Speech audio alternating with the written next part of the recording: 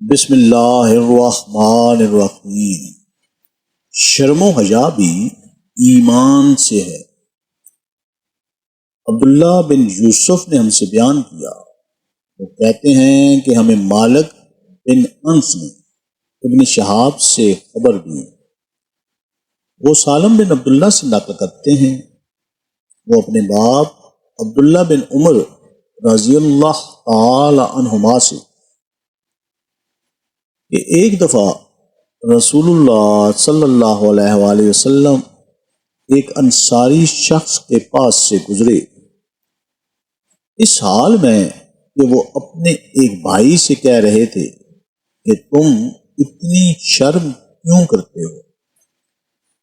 آپ صلی اللہ علیہ وآلہ وسلم نے اس انصاری سے فرمایا کہ اس کو اس کے حال پر رہنے دو، کیونکہ حیا بھی ایمان ہی کا ایک حصہ ہے۔